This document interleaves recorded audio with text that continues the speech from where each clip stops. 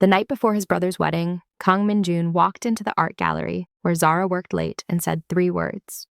"You're coming tomorrow." Zara's hands froze on the canvas she was wrapping.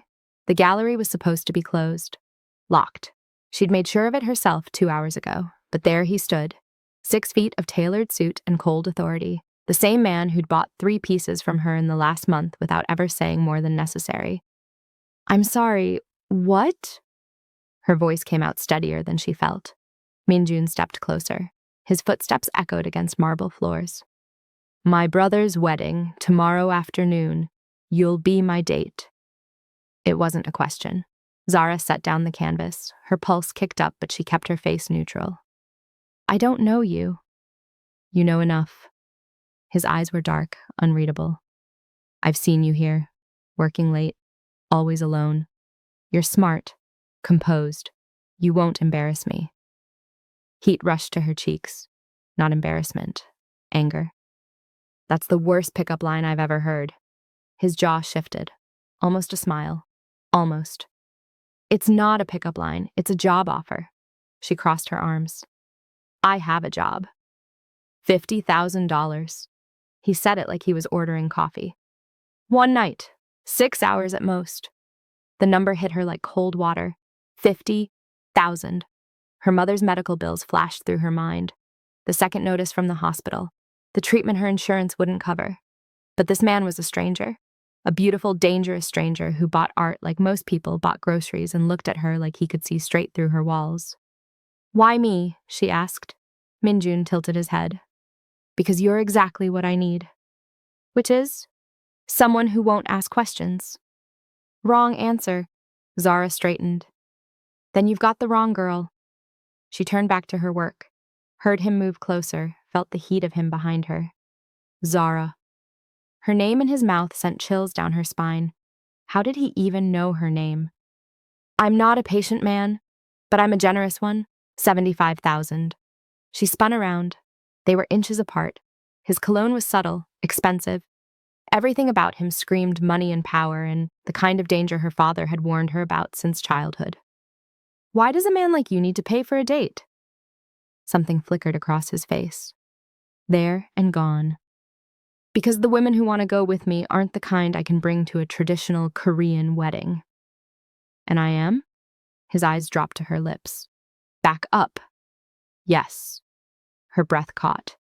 She hated that he affected her like this, hated the curiosity burning in her chest. "What makes you think I'd even fit in?" "You're half Korean."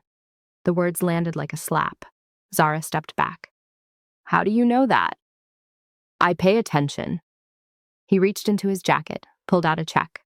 Already written, already signed. $75,000 made out to Zara Okonkwo. Her hands trembled as she stared at it. That money could save her mother, could buy her 6 more months of treatment, maybe a year. "One night," she heard herself say. 6 hours. I leave when I want to leave. Min-jun's expression didn't change, but something in his posture relaxed. Agreed. "And you tell me the truth, why you really need me there?" Now he did smile, sharp and cold. "My family expects me to bring someone respectable, someone who fits their traditional values. You speak Korean, you understand both worlds, and you're exactly the kind of woman who will make my grandmother approve while making everyone else at that wedding very, very uncomfortable." "Why would you want that?" "Because uncomfortable people make mistakes." He handed her the check. "A car will pick you up at noon tomorrow. Wear the dress I'm sending over." I didn't say yes yet, but he was already walking toward the door. He paused at the threshold, looked back. "Yes, you did. The moment you asked how much." Then he was gone. Zara stood there, holding $75,000 and wondering what she'd just agreed to. Her phone buzzed, a text from an unknown number. "Thank you. You won't regret this." Another buzz, and a address, another buzz, a photo of a hanbok. Deep blue silk with silver embroidery, traditional, expensive, beautiful. One more buzz. "Sleep well, Zara. Tomorrow changes everything." She looked at the check in her hand, at the empty gallery around her, at the stack of her mother's medical bills in her purse. "What have I done?" she whispered to the silence.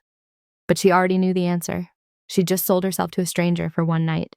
And something told her that before tomorrow ended, she'd discover exactly why Kang Min-jun was willing to pay so much for a woman he barely knew. The question was whether she'd survive finding out. Zara didn't sleep that night. She researched instead. Typed Kang Min-jun's soul into every search engine she could find. Nothing. Not a single social media profile, no business listings, no news articles. Just one small mention in a society page from 3 years ago about an art auction. The man was a ghost. At 6 a.m., her father called. She almost didn't answer. "Zara, baby!"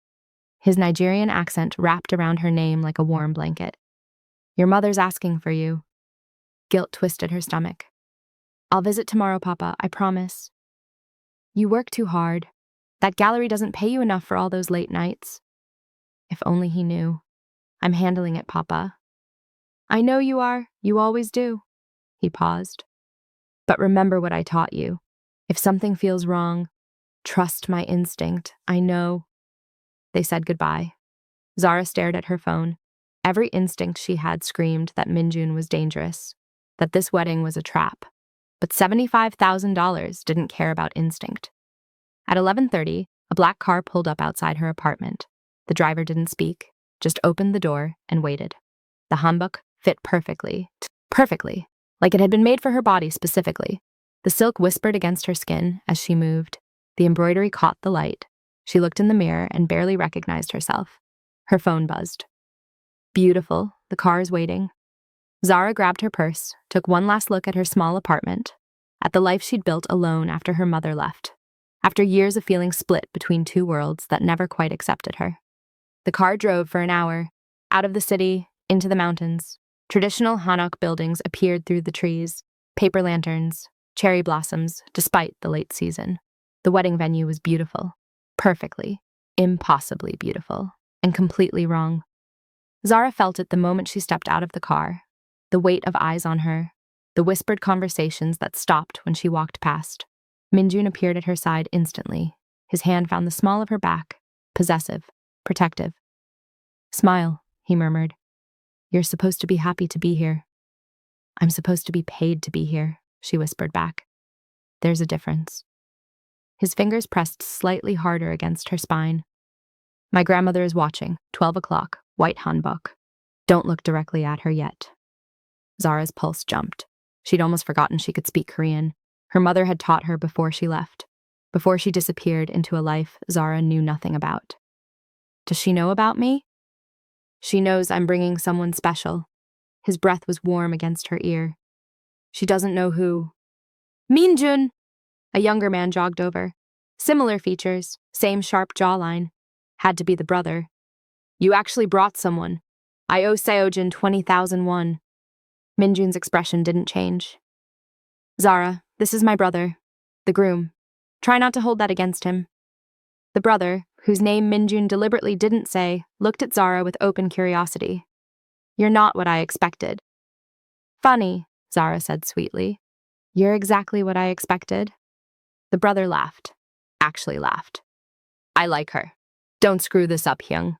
He walked away. Min-jun's hand stayed on her back. "Your family seems nice," Zara said. "They are. That's the problem." Before she could ask what he meant, an elderly woman appeared in front of them. White hanbok, silver hair pulled back, eyes that missed nothing. The grandmother. She looked at Zara for a long moment, then spoke in rapid Korean. "Who is this girl you've brought to your brother's wedding?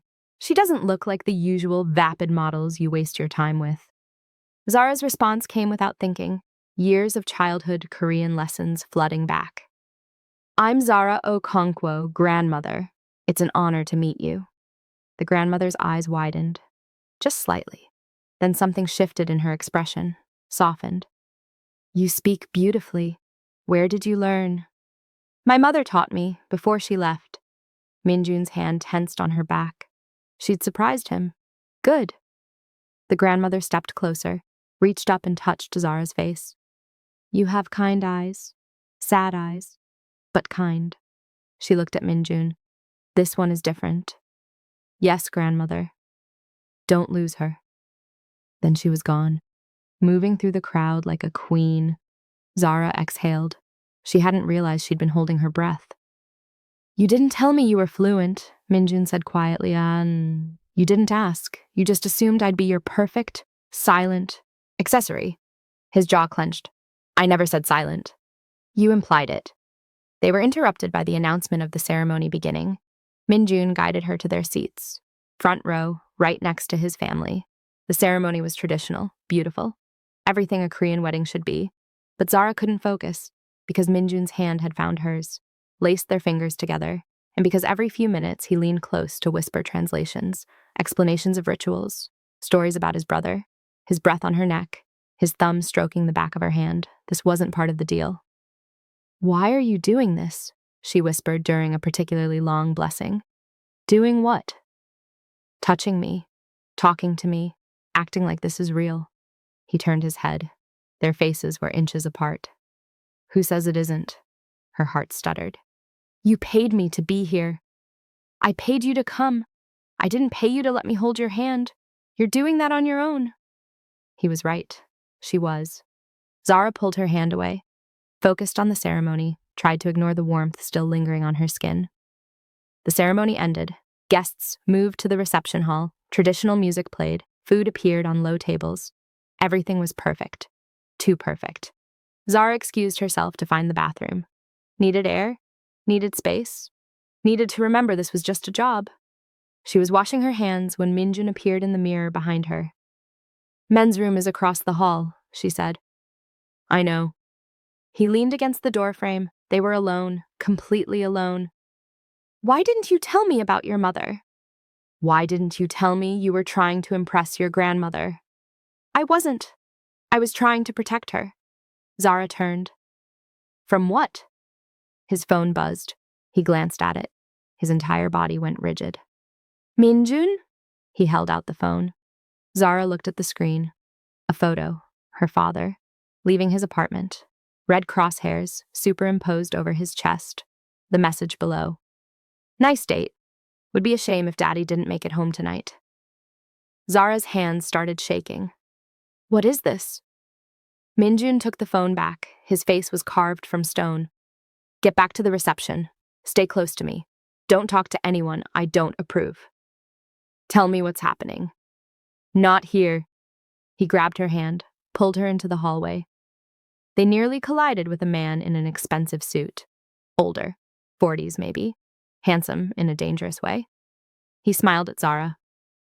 Introduce me to your beautiful date, Min-jun. Min-jun's entire body was coiled tension. She's no one you need to know. Come now.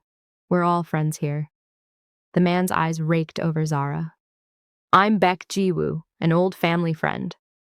Zara's Korean was rusty but functional. She caught the way he said friend, like it was a joke. Zara, she said carefully. Zara. Ji-woo repeated her name slowly.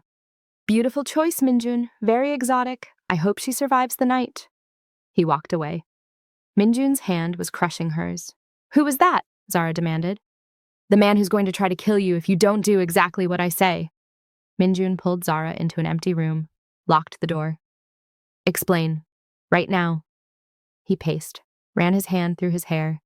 For the first time, he looked almost human, almost vulnerable. Ji-woo runs the Baek family, rival organization to mine. Organization? The word tasted wrong in her mouth. You mean gang. I prefer to think of it as an import-export business. Don't. He stopped pacing, looked at her. Don't what? Don't insult my intelligence. You're Korean Mafia. That's why there's nothing about you online. That's why you need a respectable date. That's why... Her voice broke. That's why someone just threatened my father. Min-jun crossed to her, cupped her face with both hands. I will not let anything happen to him. Or you. I swear it. Why should I believe you? Because I've had men watching your father's building for 3 months. Because I've been tracking you since the first time I walked into that gallery. Because... He stopped, jaw working. Because what? Because I didn't choose you randomly. The words hung between them. Zara stepped back. His hands fell away. What does that mean? Before he could answer, the door burst open. Min-jun's brother stood there, face pale. We have a problem. I'm aware, Min-jun said coldly. No, a bigger problem. The brother looked at Zara. She needs to know the truth. Seo-jun. Her mother is Ji-woo's sister. The world tilted. Zara grabbed the wall. What? Seo-jun stepped into the room, closed the door. Your mother, Lee Min-seo. She's Baek Ji-woo's younger sister. She left you to escape the gang life. Min-jun has known since the day he met you. Zara looked at Min-jun, at the man who'd paid her $75,000, who'd held her hand during his brother's wedding, who'd sworn to protect her. Is that true?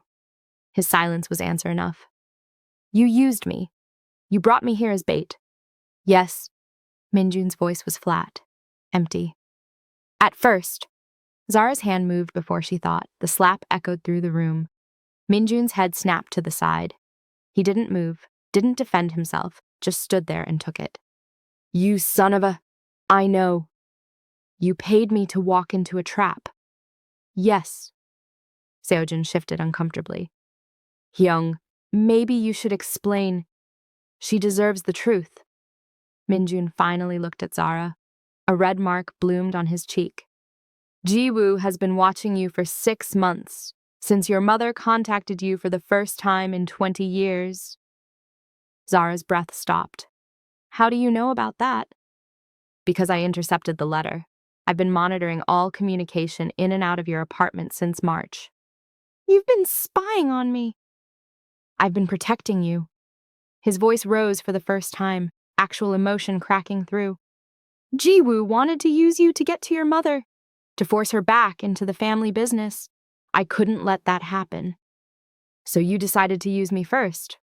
So I decided to keep you close. He stepped toward her, stopped himself. If you were with me, he couldn't touch you. If you were at this wedding, surrounded by my family, you'd be safe. Safe? Zara laughed, bitter and sharp. Someone just sent you a photo of my father with crosshairs on it. That's your idea of safe? Seo-jun cleared his throat. Ji-woo is here, at the wedding. He's connected to the bride's family. We couldn't keep him out without raising suspicion. Perfect. Zara grabbed her purse. I'm leaving. Min-jun caught her arm. You can't. Watch me. Zara. He pulled her closer. She could smell his cologne, see the gold flecks in his dark eyes. If you leave now, Ji-woo wins.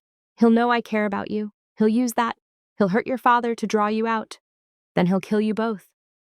You don't care about me. You barely know me. I know you take care of your mother, even though she abandoned you. I know you work 70-hour weeks to keep that gallery running. I know you eat the same lunch every day from the Korean place on 5th Street because it reminds you of your childhood. His grip gentled.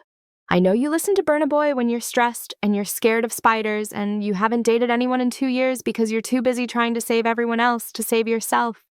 Tears burned her eyes. Stop. I know the first time I saw you, you were hanging a painting of Lagos at sunset, and you stood there staring at it like it was breaking your heart. And I thought, his voice cracked, I thought she's the most beautiful, sad thing I've ever seen. Min-jun! Gunshots shattered the windows. Glass exploded inward. Zara screamed. Min-jun threw himself over her, drove them both to the ground. More shots. Shouts from the reception hall. Guests screaming. Min-jun rolled them behind a heavy desk, pulled a gun from somewhere inside his jacket. How many men do you have here? Seo-jun was already on his phone. 15. But if Ji-woo brought his full crew, we're outnumbered. Another spray of bullets. Wood splintered above their heads. Min-jun looked at Zara. Blood ran down his shoulder. He'd been hit. You're bleeding, she said stupidly. I've had worse. He checked his gun. Seo-jun, get her out of here. No. Zara grabbed his jacket. You're not doing this. You're not dying to protect me from a mess you created. This mess has nothing to do with you. You just said he'll kill me if I leave. Better than killing you while you stay. Seo-jun's phone buzzed. He answered, listened. His face went white. They have father. Min-jun froze. What? Ji-woo's men grabbed him from the main hall. They're in the bridal suite. He wants to talk to you, both of you. Min-jun looked at Zara. Something in his expression she'd never seen before. Fear. Real, genuine fear. This is my fault, he said quietly. Yes, Zara agreed. It is. I'm sorry. Tell me later, after we save our fathers. She said our without thinking. Min-jun noticed. His hand found hers. Whatever happens in that room, don't. She squeezed his fingers. Don't you dare say goodbye. You promised to protect me, so protect me. He pulled her close, kissed her forehead, hard and quick. Stay behind me. If I tell you to run, you run, understand? Do you understand that I'm not leaving you? His laugh was sharp and surprised. Stubborn. You have no idea? They moved through the halls, bodies of Jiwoo's men on the floor. Min-jun's security team had been busy. The bridal suite door was open, waiting. Jiwoo sat in a chair. Min-jun's father knelt in front of him, gun to his head, blood on his face. 3 of Jiwoo's men stood guard. Ah, the happy couple, Jiwoo smiled. Come in. We were just talking about family. Min-jun's gun stayed trained on Jiwoo. Let him go. Where's the fun in that? Jiwoo tilted his head. You killed my men. You attacked a wedding. I attacked a lie. Jiwoo's eyes found Zara. Did he tell you what he did to get where he is? How many people he's killed? Did you tell her about her mother? Zara's heart stopped. A woman stepped out from behind Jiwoo. Older, beautiful, Korean features with kind eyes exactly like Zara's. Hello, Zara, the woman said in English. I'm sorry we're meeting like this. Zara couldn't breathe, couldn't think. This was her mother, after 20 years, standing in a room with guns and blood and violence. Mom? The word felt foreign, wrong.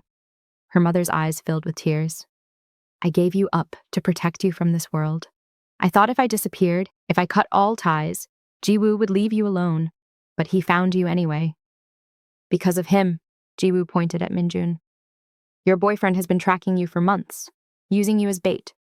He wanted me to come after you so he could kill me. That's not, Min-jun started. Isn't it? Jiwoo stood, pressed the gun harder against Mr. Kang's head. You brought her here to draw me out, to finish what your father started 20 years ago when he killed my father. The room went silent. Min-jun's father looked up, blood on his lip. Min-jun, is this true? Father, Answer me. Yes.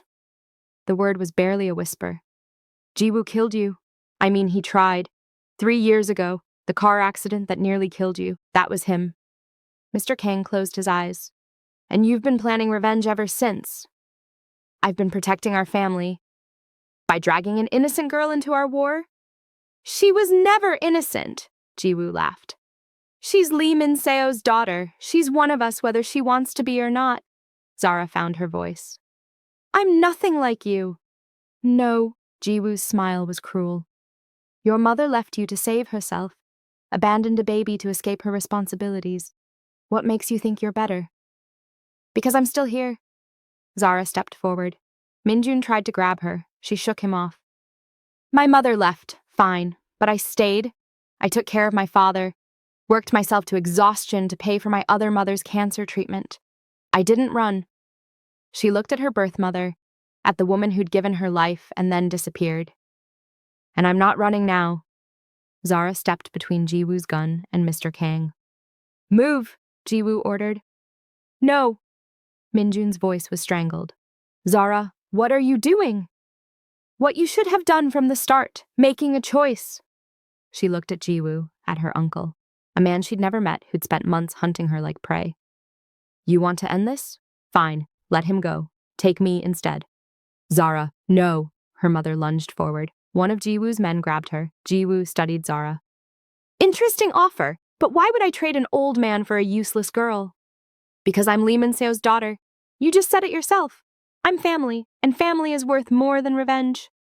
Jiwoo's finger moved on the trigger. You think you can manipulate me with sentiment? I think you're tired. Zara kept her voice steady, even as her hands shook. I think you've been fighting this war so long you don't remember why it started. I think you want it to end just as badly as everyone else in this room. You know nothing about what I want. Then tell me, why did you really come here today? The question hung in the air. Jiwoo's jaw worked. Min-jun's mother spoke from the doorway. Zara hadn't seen her enter. She was small, elegant, holding a phone. "The police are on their way," she said calmly. "My son called them 10 minutes ago." Everyone looked at Seojun. He stood in the hallway, phone in hand. "Sorry, Hyung," he said to Min-jun. "But someone had to be smart about this." Sirens wailed in the distance. Jiwoo's men shifted nervously. One moved toward the door. Min-jun's gun tracked him. "Nobody moves," Min-jun ordered. Jiwoo laughed. "You called the police on your own operation? You really have gone soft." "I called them on you. There's a difference." "Is there? Your father runs the Kang family just like I run the Baek family. The only difference is he's better at hiding it." Mr. Kang's voice was quiet. "I left that life 20 years ago, after your father's death." "Liar." "It's true," Min-jun's mother stepped forward. "We went legitimate, sold everything. Your father's death was the wake-up call we needed. We didn't want our sons growing up in that world." "Then how do you explain him?" Jiwoo gestured at Min-jun with the gun. "I made my own choices," Min-jun said. "Choices my father didn't know about." Mr. Kang looked at his son, betrayal written across his face. "Min-jun?" "I'm sorry, father. I couldn't let Jiwoo's threats go unanswered. He nearly killed you. He's been extorting our legitimate businesses for years. Someone had to stop him." "So you became exactly what I tried to save you from." The words cut deeper than any bullet could. The sirens were close now, right outside. Jiwoo's men started backing toward the windows, escape routes, but Min-jun's security had them surrounded. Jiwoo pressed the gun against Mr. Kang's temple. "I'll kill him. I'll do it." "No, you won't." Zara's mother pulled free from the guard holding her. "Brother, please, enough. Father would be ashamed of what you've become." "Father was weak. He let the Kangs walk all over us." "Father was murdered in a gang war that he didn't start and couldn't finish, just like you'll be if you don't stop this." Jiwoo's hand trembled, just slightly. Zara saw her opening. She moved fast, grabbed Jiwoo's wrist, shoved his arm up. The gun fired, bullet into the ceiling. Min-jun was on Jiwoo in seconds, knocked the gun away, drove him to the ground. But Jiwoo was fast, vicious. He got his hands around Min-jun's throat. Mr. Kang scrambled away. Zara helped him up. The two men fought. Brutal, bloody, years of hatred in deceit. Every punch. Police burst through the door, guns drawn, shouting. "Freeze, hands up!" Everything stopped. Jiwoo's men dropped their weapons, raised their hands. Min-jun stood slowly, blood dripping from his split lip. From the bullet wound in his shoulder, Jiwoo lay on the ground, breathing hard. "It's over," Min-jun said quietly. Police swarmed, cuffed Jiwoo's men, raid them their rights. An officer approached Jiwoo. "Baek Jiwoo, you're under arrest for attempted murder, assault, and..." The list went on. Zara stopped listening. Her mother approached her, hesitant, like Zara might disappear if she moved too fast. "I'm sorry," her mother whispered. "For everything, for leaving, for not being strong enough to fight." Zara looked at this woman, this stranger. She should feel something. Anger, joy, relief. Instead, she just felt tired. "I can't do this right now," Zara said. Her mother nodded, tears on her cheeks. "I understand. When you're ready, if you're ever ready, I'm in witness protection. The police can tell you how to reach me." She walked away, surrendered herself to the officers. Min-jun appeared at Zara's side. His father was being checked by paramedics. His mother was giving a statement. "You saved my father's life," he said. "You're welcome. I'm sorry for all of it, for using you, for lying, for..." "Stop." Zara turned to face him. "You're bleeding." "I know. You need a hospital." "I need to make sure you're safe first." She touched his face. The cheek she'd slapped earlier was bruised now, the cut on his lip still bleeding. "I'm safe. Your father's safe. Jiwoo is going to prison. It's over." "Is it?" His hand covered hers. "Because you're looking at me like you're about to run." "I should run. Any sane person would run from a man like you." "But you're not running. Not yet." A paramedic called for Min-jun. He ignored them. "When you do run," he said quietly, Will you at least say goodbye? Zara's chest tightened. When I run, you'll know. Because I'll take the $75,000 and disappear. Keep the money. You earned it. Did I? You saved my father, confronted a killer, stood up to your own mother. His thumb stroked her cheek. You earned every penny. The paramedic called again, more insistent. Go, Zara said, before you pass out and ruin your dramatic moment. He smiled, actually smiled. Will you be here when I wake up? I don't know. Honest, I can work with honest. They took him away on a stretcher. His family followed. His father looked back at Zara once, nodded like a blessing or a thank you. Zara stood alone in the destroyed bridal suite, glass on the floor, blood on the walls, the ruins of a perfect wedding. An officer approached her. Miss, we need your statement. Can I make a call first? Of course. She dialed her father. He answered on the first ring. Zara? Baby, are you okay? I saw the news. I'm fine, Papa. I'm safe. I'll explain. Everything later. Are you in trouble? She looked around the room, at the police, the paramedics, the evidence of violence. I don't think so. Not anymore. Come home. Soon, I promise. She hung up, gave her statement, told the truth. Most of it, anyway. They let her go 3 hours later. The sun was setting, the wedding guests long gone. A car waited outside, not the one that had brought her, a different one. The driver opened the door. Miss Okonkwo, Mr. Kang asked me to take you wherever you'd like to go.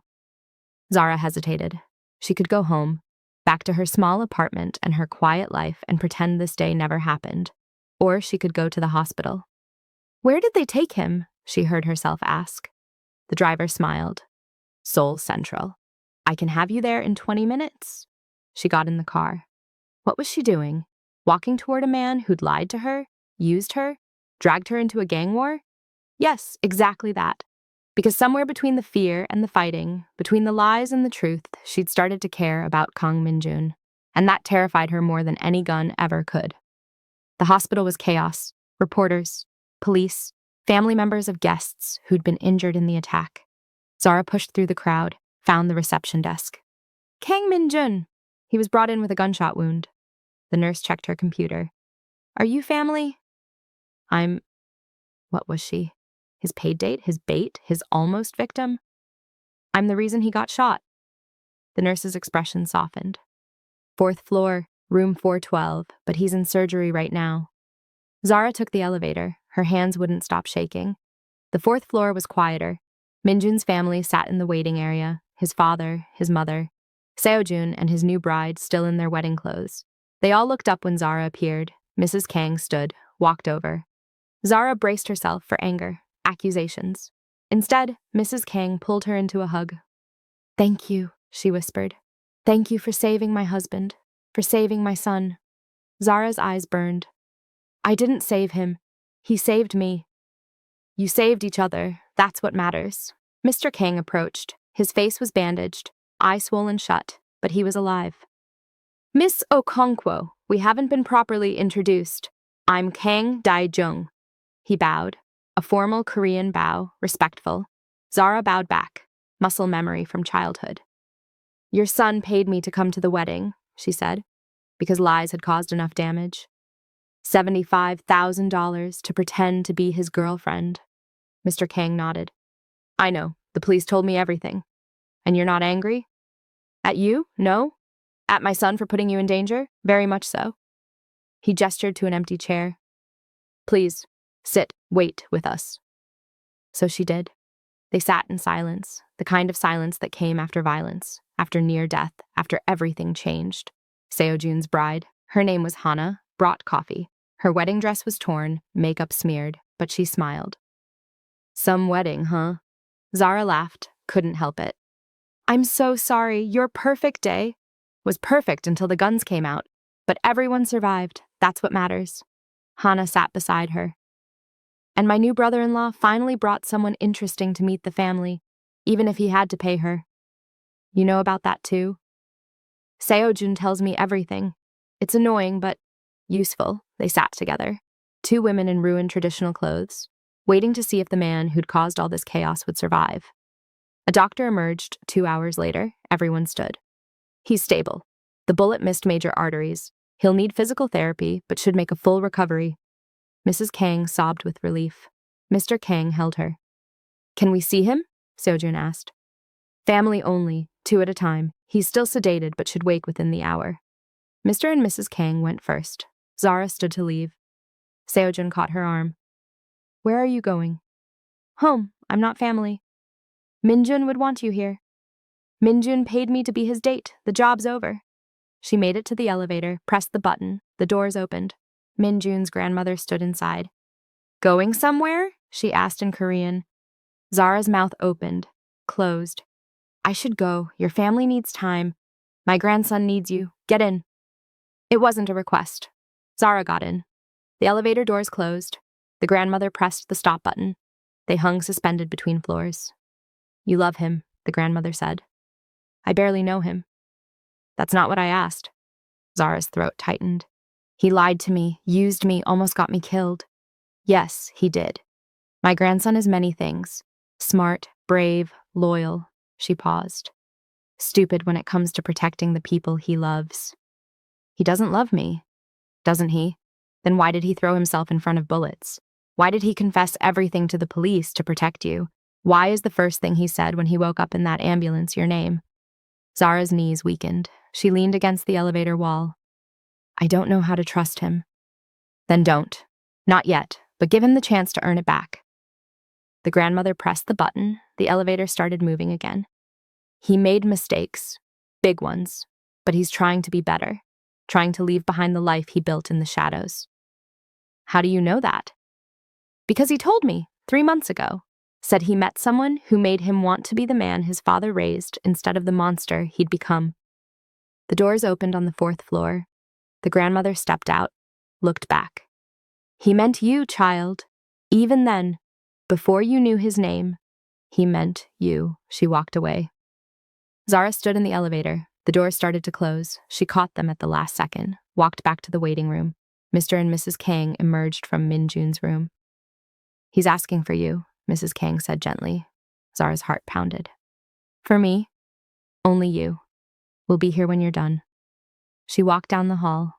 Room 412, door slightly open, pushed it wider. Min-jun lay in the hospital bed, pale, bandaged, IV in his arm, but his eyes were open. They found hers immediately. You came, he said, voice rough from intubation. Your grandmother is terrifying. I didn't have a choice. He smiled, winced. Don't make me laugh. Hurts. Zara approached the bed, sat in the chair beside it. How do you feel? Like I got shot. You did get shot. Worth it. Min-jun, I told the police everything about my operations, my connections, all of it. His hand found hers on the bed. I'm cooperating fully, turning state's witness against Ji-woo and everyone associated with him. You'll go to prison. Maybe, probably, but my lawyer thinks we can make a deal. Probation, community service, restitution. He squeezed her hand. A chance to actually be legitimate. Wisyo, because you were right. I became exactly what my father tried to save me from, and I don't want to be that man anymore. Tears slipped down Zara's cheeks. You almost died. But I didn't, because you stepped in front of a gun for my father, because you were brave when I was just reckless. His thumb traced circles on her palm. I don't deserve you. I know that, but I'm selfish enough to want you anyway. I can't, her voice broke. I can't do this if you're going to lie to me again. Never, I swear it. No more lies, no more secrets. He tried to sit up, failed, groaned. Ask me anything. Right now, I'll tell you the truth. Did you ever actually like the art you bought? Or was it all just an excuse to see me? He laughed, then winced. The first piece was tactical. The second was because I wanted to hear you talk about it. The third was because I genuinely loved it. And every visit after that was just me being pathetic and obsessed. When did you know about my mother? The day after we met. I ran a background check, found out about Lee Min-seo, about Ji-woo, about the danger you didn't even know you were in. And the wedding? Was supposed to keep you safe, surrounded by my family and my men.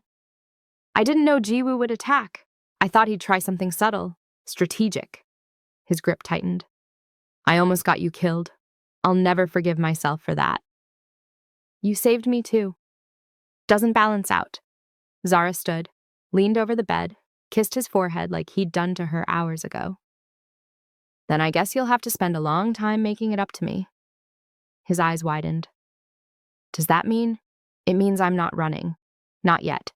It means I'm willing to see if the man you want to be is worth the man you were. He is. I promise he is. Prove it. A nurse knocked. I'm sorry, but he needs to rest. Zara pulled back. Min-jun caught her hand. 6 months, he said. Give me 6 months to prove I can be better. To earn your trust, to... He stopped, swallowed. To earn the right to love you properly, her heart stuttered. You don't love me. You barely know me. I know enough. I've known since that first night in the gallery. I just didn't let myself admit it until I thought I might lose you forever. The nurse cleared her throat. Really, he needs to rest. Zara stood. 6 months, but if you lie to me even once, I won't. On my father's life, on my own life, I won't. She walked to the door, looked back.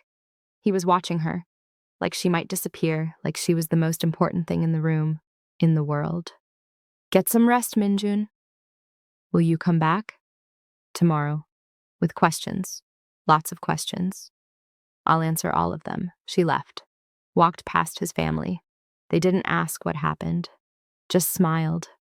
The driver was waiting downstairs, drove her home through Seoul's night traffic. Zara climbed the stairs to her apartment, unlocked the door, stood in the silence. Her phone buzzed, a text from an unknown number, except she knew exactly who it was. Thank you for not running. She smiled, typed back. Thank you for giving me a reason to stay.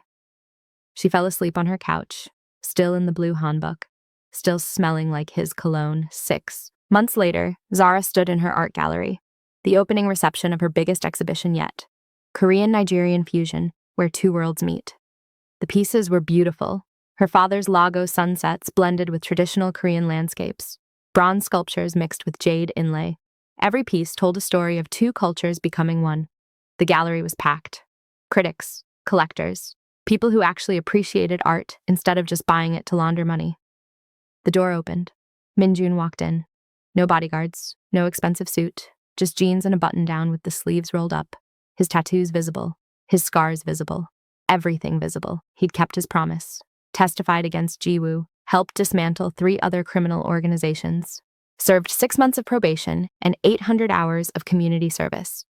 Started a legitimate import business with Seojun. Actually legitimate this time. And every single day for 6 months, he'd proven himself, answered her questions, shown her his bank accounts, his therapy sessions, his efforts to be better. He'd earned back her trust piece by piece. Now he crossed the gallery carrying flowers, Nigerian roses and Korean chrysanthemums twisted together. You came, she said. I'll always come, for as long as you'll have me.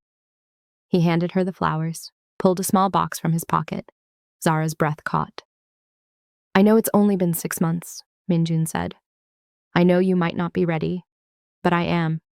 I'm ready to promise you forever, to give you the life you deserve, to be the man worthy of you. He opened the box, a ring. Traditional Korean jade set in Nigerian bronze.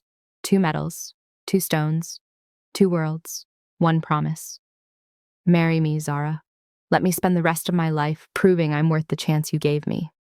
The gallery had gone quiet, everyone watching.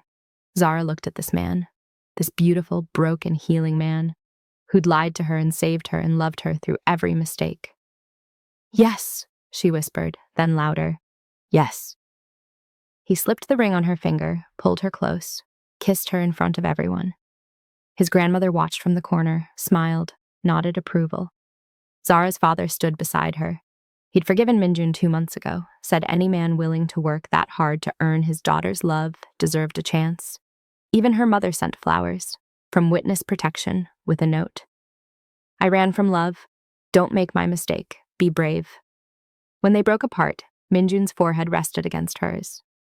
I love you, he said. I'll love you until the day I die and probably long after. I love you too. Even though you're still terrible at picking art. I'm getting better. You bought a picture of a banana duct taped to a wall last week. It was conceptual, she laughed, kissed him again. Let him hold her in the gallery where this all started, where a mafia boss walked in one night and chose the one woman who would change everything. They say you can't choose your family, but maybe you can choose who becomes your family. Zara came to his brother's wedding as a stranger, a paid date, a pawn in a dangerous game. She left knowing exactly where she belonged, in the arms of a man who'd traveled through darkness to find light, who'd sacrificed everything to become someone worthy of love. And 6 months later, standing in a gallery full of fused cultures and blended worlds, she chose him right back. This is what we do here. We tell stories that remind you love is worth fighting for, that people can change, that sometimes the most beautiful things grow in the most unexpected places. So subscribe, join this family, and let's keep telling these stories together. Because if Zara taught us anything, it's that sometimes the bravest thing you can do is stay.